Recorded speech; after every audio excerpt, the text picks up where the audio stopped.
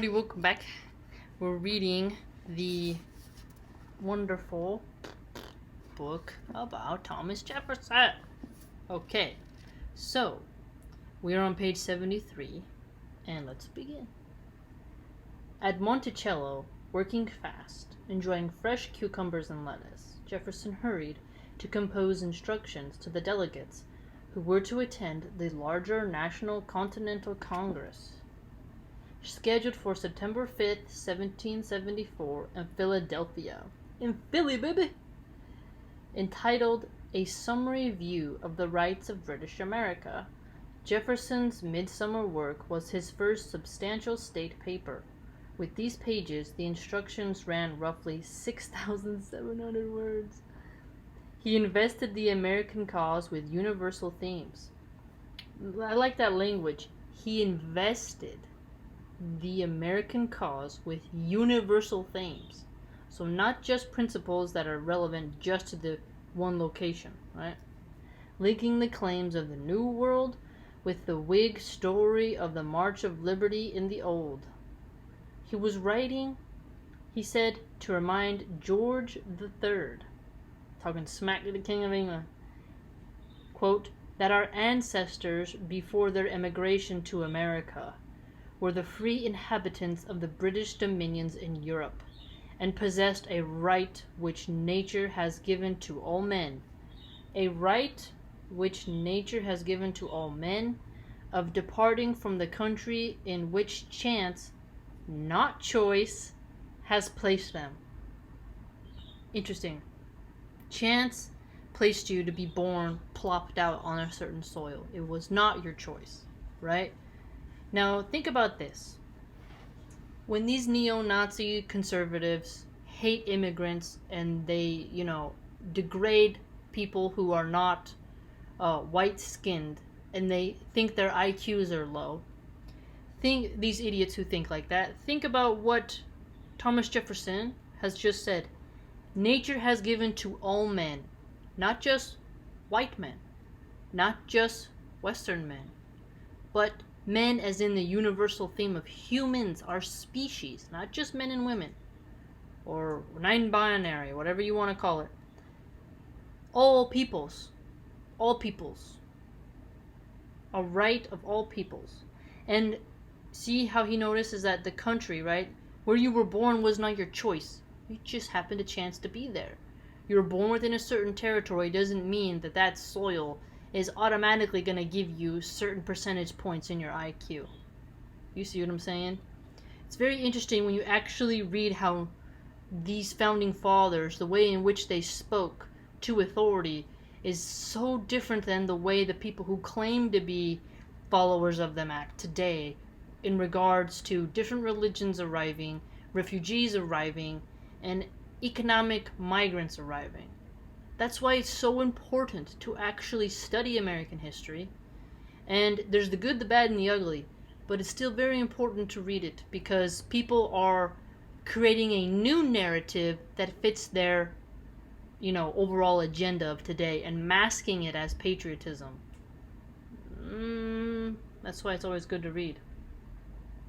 Of departing from the country in which chance, not choice, has placed them, that their Saxon ancestors had, under this universal law, in like manner left their native wilds and woods in the north of Europe, had possessed themselves of the island of Britain, then less charged with inhabitants, and had established there the system of laws which has so long been the glory of protection of that country.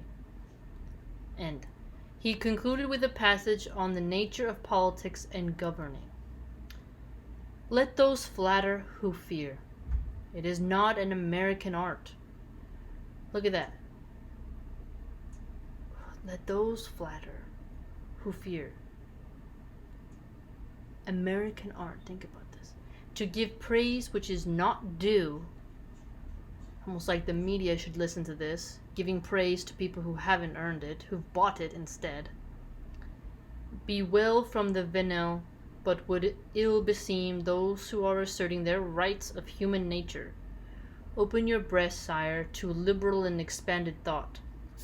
Now, he doesn't mean like the wacko far left extremists of America. This is like expanded thought to cultivate yourself, not to be rigid, dogmatist, fanatical, puritanical, psycho, constrictive, crazy people, right? He's saying, to be like, okay, we can discuss this, or let's think outside the box, right? But we can come up with practical solutions combining the intellectual power of all. Let not the name of George III be a blot in the page of history. The whole art of government consists in the art of being honest. Notice that. Today, it's about the biases in the media, corporate control, propaganda, right? Propaganda is usually not honest. Notice how he's saying that the art of government, when you call something an art, it has a finesse, right? It's beyond just the mere matter. It consists, he's saying, the art of governance is being honest, not obfuscating, omission, backdoor meetings. It's more than that. It truly is. And it's brilliant that he says that. Only aim to do your duty, and mankind will give you credit where you fail. Only aim to do your duty. Are our politicians doing their duty during this COVID crisis? So many politicians got busted selling their stocks, insider trading, right? They got caught focusing on, making sure that their stock portfolio didn't really fall, instead of making sure that a bill passed and that we're doing testing. You're seeing a lot of testing now of governments to see, have they been doing their job this whole time, or have they just been empty suits going around in cocktail circles and, masturbating to the power that they've been given? Have they been doing their job, or is it just a pompous circus where they just, suck off of us and our tax dollars? It's a true testing now. That's why I really like reading the Founding Fathers.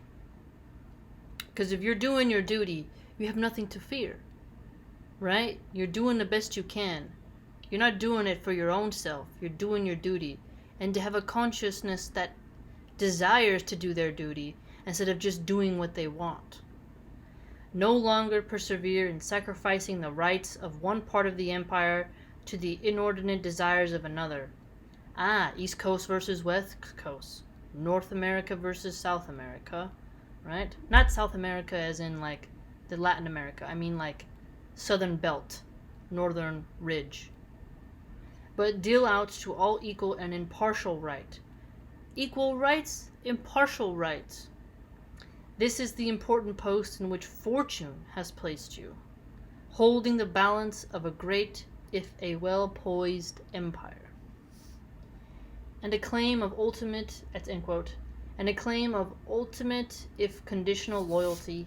It is neither our wish nor our interest to separate from Great Britain, yet the demands were great. Still less it be proposed that our properties within our own territories shall be taxed or regulated by any power on earth but our own. Now, notice this. This is definitely anti-globalization in our modern context, right? You really have to be careful how much a nation listens to a global entity which is not loyal to any particular. And it's interesting because a global entity can't really be loyal to just one nation, right? If one nation has more influence on a global entity, that would give it a de facto huge reach.